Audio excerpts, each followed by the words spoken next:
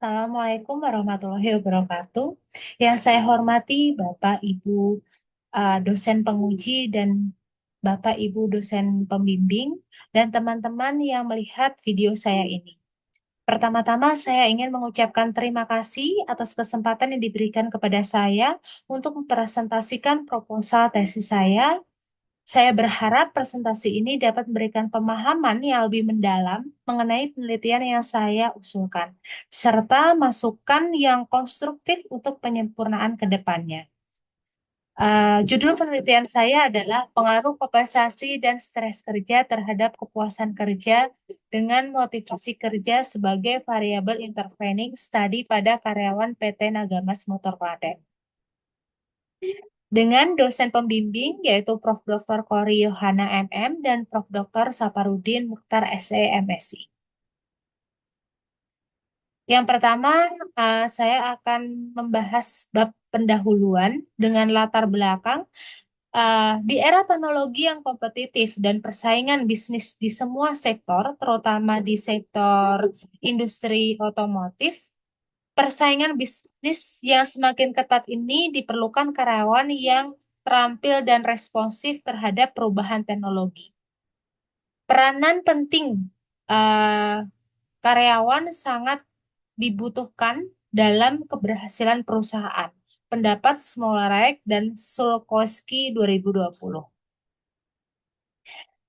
Kepuasan kerja sendiri, apa sih definisinya? Kepuasan kerja didefinisikan sebagai keadaan emosi yang menyenangkan atau positif yang dihasilkan dari evaluasi individu terhadap pekerjaan atau pengalaman kerja dan sikap umum seseorang terhadap pekerjaan berdasarkan faktor pekerjaan yang diartikan sebagai tingkat pengaruh atau perasaan positif yang dimiliki seseorang terhadap pekerjaannya. Kepuasan kerja sebagai faktor penting dan merupakan indikator utama keberhasilan perusahaan dan pemicu utama kinerja perusahaan dipengaruhi oleh gaji, promosi, rekan kerja, pengawasan, dan kepuasan dan keamanan kerja, serta sangat penting memuaskan karyawan dengan memberikan motivasi untuk bekerja keras. Pendapat Ashraf 2020, Kessler et al. 2020, dan Don Wallace dan Santoso, dan lainnya. Kemudian, penelitian dilakukan di PT Nagamas Motor Klaten yang terletak di Klaten, Jawa Tengah. Perusahaan PT Nagamas Motor Klaten ini, maaf, PT Nagamas Motor ini merupakan perusahaan dealer sepeda motor resmi Honda yang berpusat di Klaten, Jawa Tengah. Dealer yang melayani penjualan sepeda motor resmi dari Honda untuk pembelian sepeda motor baru, baik servis juga maupun pembelian aksesoris-aksesoris lainnya. Berdasarkan hasil wawancara dari PT Nagamas Motor Klaten, perusahaan ini terdiri dari 5 divisi. Yang pertama adalah divisi administrasi, divisi human resource, divisi marketing, divisi keamanan, dan divisi operasional yang masing-masing divisi memiliki supervisor, kepala cabang, dan pusat yang diduduki oleh orang-orang yang memiliki kedekatan pribadi atau faktor keluarga dengan pemimpin pusat yang merangkap sebagai pemilik perusahaan tanpa melihat pengalaman kerja dan skillnya. Hal inilah yang menimbulkan ketidakpuasan di PT Nagamas Motor Klaten. Karena apa? Promosi jabatan yang sering didasarkan pada kedekatan pribadi yang menyebabkan ketidakpuasan dan penurunkan produktivitas staf yang bekerja di PT Nagamas Motor Klaten. Masalah dari ketidakpuasan di PT Nagamas Motor Klaten berdampak dalam mengurangi kolaborasi dan inovasi, serta memicu konflik kerja dan ketidakamanan.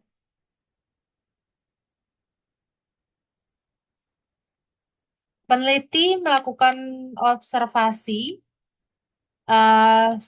selama 3 bulan dengan kegiatan penelitian dan wawancara, dan mendapatkan Hasil rekapitulasi kepuasan kerja terhadap rekan kerja dan atasan PT Nagamas Motor Klaten selama 5 tahun dari tahun 2019 sampai dengan 2023.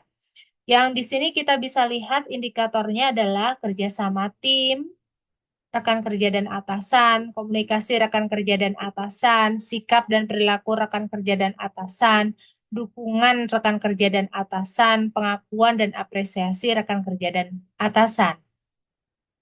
Kemudian peneliti mengolah menjadi grafik. Dilihat di sini kepuasan kerja terhadap rekan kerja dan atasan PT Nagamas Motor Klaten dari tahun 2019 sampai dengan 2023 itu mengalami fluktuatif. Keseluruhan rata-rata presentasi dari rentang 31 sampai dengan 80% yang disebut baik. Tapi bagaimana kenyataannya? Kenyataannya promosi dan penghargaan tidak berdasarkan kinerja. Jabatan diisi berdasarkan hubungan pribadi, bukan kompetensi. Jadi, staf berprestasi sulit mendapatkan promosi dan penghargaan yang mengakibatkan rendahnya motivasi dan kepuasan kerja staf itu sendiri. Kemudian terjadinya stres kerja. Karena apa? Staf kehilangan motivasi, mengalami stres kerja dan sering resign. Sering adanya resign. Setiap tahun ada dibuktikan dengan setiap tahunnya ada pembukaan lowongan besar-besaran di posisi staf.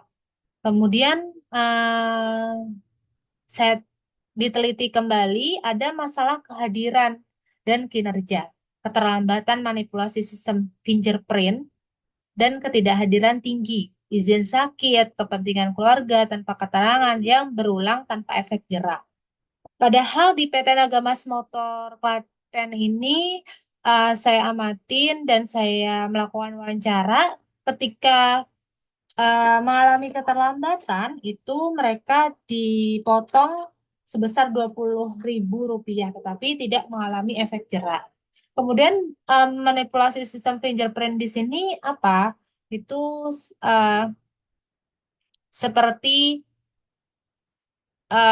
stafnya datang pagi untuk melakukan absen, kemudian sorenya mereka sudah, kemudian mereka pulang, sorenya baru absen, datang lagi untuk absen pulang, seperti itu.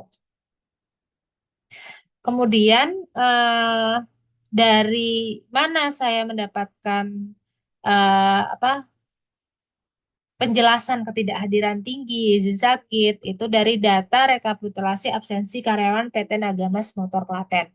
Di sini kita bisa lihat dari datanya, di data rekapitulasi absensi karyawan PT Nagamas Motor Klaten selama 1 tahun di tahun 2023, itu untuk keterangan izinnya sebanyak 309 orang. Untuk keterangan sakitnya sebanyak 354 orang. Untuk keterangan tidak hadir atau tanpa keterangan 528 orang. Untuk keterlambatan 454 orang. Di sini untuk keterlambatan sendiri ada catatannya tidak mengurangi jumlah kehadiran karyawan seperti itu. Di sini kita bisa lihat untuk tidak hadirnya tanpa keterangan itu yang paling besar sebanyak 528 orang. Kenapa ini bisa terjadi? Kenapa bisa terjadi seperti itu? Indikasi masalahnya yang pertama, tingginya absensi tanpa keterangan dan keterlambatan menunjukkan rendahnya motivasi kerja. Jadi ketidakpuasan terhadap kompensasi dan kondisi kerja itu mempengaruhi motivasi. Pengaruh kompensasi sendiri juga sangat penting, sangat berpengaruh. Karena apa? Kompensasi yang adil dan sesuai jabatan itu akan meningkatkan kepuasan dan motivasi. Karena apa? Kompensasi juga merupakan motivator utama karyawan dalam meningkatkan kinerjanya. Di sini dari indikasi masalah kita dapat melihat bahwa adanya stres kerja. Dibuktikan dengan tingginya izin dan sakit itu merupakan indikasi stres kerja akibat ketidakseimbangan antara pekerjaan dan kehidupan pribadi. Stres yang tidak dikelola ini menurunkan produktivitas, motivasi, dan meningkatkan turnover. Kemudian dari motivasi kerja sendiri, motivasi rendah meningkat dibuktikan diindikasi dari meningkatkan apa dari datang dari ketidakhadiran itu sangat banyak, itu merupakan motivasi yang rendah. Dan motivasi itu sebenarnya dipengaruhi oleh kompensasi, lingkungan kerja, serta faktor sosial. Peneliti juga melakukan prasurvei untuk mendalami eh, masalah yang ada di PTN Agama Motor Klaten yang memetakan menjadi 10 variabel independen. Yang pertama adalah stres kerja, turnover karyawan, gaya kepemimpinan, kompensasi, work-life balance, budaya perusahaan, motivasi kerja, pengalaman kerja, manajemen konflik, fleksibilitas kerja. Dari hasil pre-survey ini kita bisa lihat karena sudah diolah itu kita bisa lihat di sini motivasi kerja yang paling tinggi sebanyak 30 yang memilih. Banyak responden yang memilih motivasi kerja sebagai variabel yang paling mempengaruhi kepuasan kerja karena rata-rata responden mengatakan keterbatasan pengembangan karir yang menyebabkan karyawan kurang termotivasi berdampak negatif pada kepuasan kerja. Selain itu, kurangnya pengakuan dan penghargaan karyawan yang tidak merasa dihargai atas prestasinya sehingga kehilangan motivasi dan mengurangi kepuasan kerja. Yang kedua itu adalah kompensasi, di mana diidentifikasi sebagai faktor yang signifikan yang mempengaruhi kepuasan kerja. Karena apa? Kompensasi yang tidak mencerminkan beban kerja dan ketidakadilan di dalam pembagian insentif. Yang ketiga, responden memilih stres kerja sebanyak responden stres kerja itu 24 yang mempengaruhi kepuasan kerja karena merasa tertekan dengan lingkungan kerjanya yang tidak kondusif, lingkungan kerjanya tidak mendukung, dan kurangnya kontrol dengan beban kerjanya. Selain itu, tekanan target penjualan yang setiap bulan terus meningkat yang menyebabkan stres kerja yang berkelanjutan dan berdampak negatif pada kesehatan mental.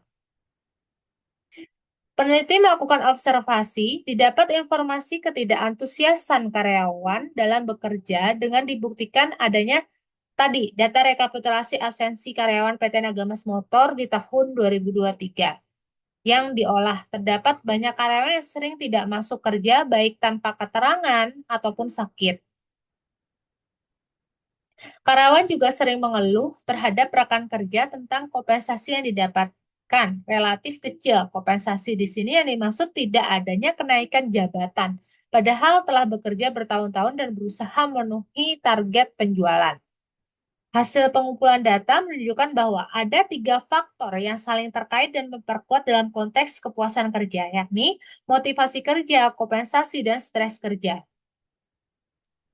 Motivasi kerja yang tinggi dan kompensasi yang adil dapat membantu mengurangi stres kerja dan meningkatkan kepuasan kerja karyawan. Di samping itu, jika stres kerja tidak terkendali, maka motivasi kerja juga menurun. Tid- Kompensasi juga menjadi tidak sebanding dengan pekerjaannya. Itu saling berkaitan. Hmm, Riset gap-nya sendiri dari penelitian terdahulu terdapat inkonsisten antara kompensasi terhadap kepuasan kerja, stres kerja terhadap kepuasan kerja, motivasi kerja terhadap kepuasan kerja dari hasil penelitian terdahulu yang menyebabkan yang dapat disimpulkan bahwa kompensasi, stres kerja, dan motivasi kerja memiliki pengaruh terhadap kepuasan kerja.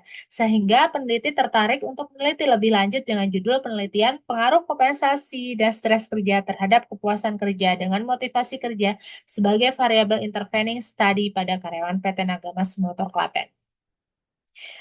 Berikut ini adalah identifikasi masalah dari fenomena-fenomena yang sudah dijelaskan tadi. Kemudian dari identifikasi masalah tersebut, kita menemukan rumusan masalahnya. Kemudian dari identifikasi masalah, rumusan masalah, kita menemukan tujuan penelitiannya. terdapat 7 tujuan penelitian juga. Kemudian dari tujuan itu kita menemukan manfaat penelitian. Dibagi menjadi manfaat teoritis, manfaat praktis, dan manfaat metodologi. Pembahasan kedua adalah kajian pustaka. Di kajian pustaka ini yang pertama kita akan membahas tentang teori pendukung, di mana uh, terdapat grand theory, middle theory, dan apply theory. Uh, grand theory sendiri itu adalah teori makro yang mendasari teori-teori lain dan terletak pada tataran makro, yaitu di penelitian ini adalah grand teorinya organizational behavior, Colquitt et al. 2019. Kemudian middle range teorinya adalah kepuasan kerja dan apply teorinya adalah kompensasi stres kerja dan motivasi kerja. Kemudian dari diagram konseptual Colquitt ini uh, dapat dilihat variabel kompensasi dan stres kerja terdapat di dalam mekanisme individu. Untuk motivasi kerja sebagai variabel intervening juga di dalam mekanisme individu. Hal ini sesuai dengan aturan mengenai hasil yang dicapai individu karena kompensasi dan stres kerja mempengaruhi motivasi kerja yang selanjutnya menimbulkan kepuasan kerja. Motivasi kerja sebagai variabel intervening menjelaskan bagaimana kompensasi dan stres kerja meningkatkan atau menurunkan kepuasan kerja dan memberikan kerangka logis dan sistematis untuk menjelaskan hubungan antar variabel. Yang pembahasan kedua adalah kajian teori dan teori pendukung. Kajian teorinya yang pertama adalah kepuasan kerja. Dari beberapa definisi peneliti, kita dapat simpulkan bahwa kepuasan kerja merupakan hasil perpaduan berbagai faktor dan aspek yang saling terkait sehingga menciptakan lingkungan kerja ideal di mana karyawan merasa dihargai, termotivasi, dan mampu berkontribusi secara maksimal. Kepuasan kerja juga tidak hanya penting bagi kesejahteraan individu karyawan, tetapi juga bagi keberhasilan dan produktivitas perusahaan. Kemudian yang kedua adalah motivasi kerja. Dari beberapa peneliti yang memberikan pengertian motivasi kerja, dapat disimpulkan motivasi kerja adalah kekuatan internal dan eksternal yang mendorong seseorang untuk bertindak atau berperilaku tertentu di tempat kerja. Hal ini mencangkup keinginan dan dorongan yang kuat untuk mencapai tujuan perusahaan, menciptakan lingkungan kerja yang sehat, dan meningkatkan kebahagiaan karyawan. Kemudian untuk kompensasi dari beberapa pengertian peneliti dapat disimpulkan kompensasi merupakan bagian penting dalam pengelolaan sumber daya manusia yang tidak hanya mencangkup aspek finansial, namun juga berbagai bentuk penghargaan dan peluang yang dapat meningkatkan motivasi dan kinerja karyawan. Kemudian stres kerja. Stres kerja sendiri dari beberapa pengertian-pengertian peneliti sebelumnya, kita dapat simpulkan stres kerja merupakan suatu keadaan di mana seseorang merasa stres secara fisik, mental, akibat tuntutan pekerjaan yang berlebihan dan tekanan lingkungan kerja. Dari keseluruhan yang sudah dijelaskan, terdapat hubungan antar variabel. Hubungan antara kompensasi, stres kerja, motivasi kerja, dan kepuasan kerja.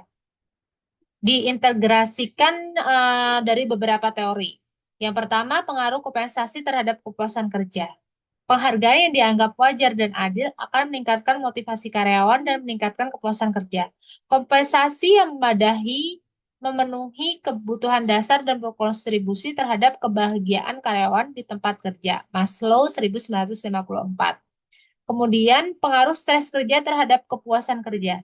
Stres kerja dapat menyebabkan kelelahan dan penurunan motivasi yang berdampak negatif terhadap kepuasan kerja. Itu pendapat Herzberg et al. 1959. Kemudian, peran motivasi kerja sebagai variabel intervening Motivasi kerja berperan sebagai penghubung yang memperkuat pengaruh positif penghargaan terhadap kepuasan kerja dan mengurangi negatif stres kerja. Itu pendapat Hesberg et al. 1959, from 1964, dan Adam 1965. Untuk penelitian terdahulu, uh, dari penelitian terdahulu terdapat hasil penelitian dari penelitian terdahulu dan hipotesisnya bahwa disimpulkan dari beberapa penelitian bahwa stres kerja, motivasi kerja, kompensasi berpengaruh positif signifikan terhadap uh, kepuasan kerja, dan motivasi kerja berpengaruh dimediasi oleh motivasi kerja terhadap kinerja menunjukkan positif signifikan. Untuk perumusan hipotesisnya sendiri itu kompensasi berpengaruh positif dan signifikan terhadap motivasi kerja. Kompensasi stres kerja itu berpengaruh positif dan signifikan terhadap motivasi kerja. Kompensasi stres kerja juga berpengaruh positif dan signifikan terhadap kepuasan kerja. Motivasi dan motivasi juga berpengaruh positif dan signifikan terhadap kepuasan kerja. Kemudian kompensasi berpengaruh positif dan signifikan terhadap kepuasan kerja yang dimediasi oleh motivasi kerja. Stres kerja berpengaruh positif dan signifikan terhadap kepuasan kerja yang dimediasi oleh motivasi kerja. Kemudian yang bab 3 adalah metode penelitian. Di sini metode penelitian itu dimulai di bulan Mei 2024, observasi awal, kemudian di bulan Juni 2024, pengajuan judul, kemudian di bulan Juli sampai Agustus 2024, pembuatan bab 1 sampai dengan bab 3. Di September 2024, seminar dan revisi proposal. Di September sampai Oktober, itu pembuatan bab-bab dan pengambilan data. Di Oktober 2024, itu pengelolaan data. Dan November 2024, sidang akhir. Desain penelitian di sini memakai desain penelitian kuantitatif dengan menganalisa data numerik secara objektif dengan fokusnya pengaruh kompensasi dan stres kerja terhadap kepuasan kerja dan motivasi sebagai variabel intervening studi pada karyawan PT Nagamas Motor Klaten. Metodenya pemilihan sampel, pengumpulan data, analisis statistik. Kemudian tujuannya mengidentifikasi pola hubungan antar variabel dan buat prediksi yang valid. Kemudian untuk jenis dan sumber data penelitian, itu ada data primer dan data sekunder. Data primer itu penelitiannya sebanyak 128 karyawan. Untuk data sekunder kita menggunakan buku, jurnal, dokumen perusahaan, dan website. Sumber data penelitian ini adalah hasil kuesioner karyawan PT Nagamas Motor Klaten. Untuk mendapatkan data primernya, maka digunakan instrumen penelitian. Instrumen penelitiannya menggunakan skala Likert. Skala Likert ini kita memakai kategori yang 5. Kemudian untuk populasi dan sampel, populasi sebanyak 189 karyawan. Untuk sampelnya itu didapat hasil 128 karyawan dengan rumus Lovin, pendapat Sugiono 2017 dengan rumus N sama dengan N garing 1 bagi 1 plus NE kali 2, sehingga didapatkan 128 responden. Untuk selanjutnya adalah pengembangan instrumen. Pengembangan instrumen di sini kita untuk kepuasan kerja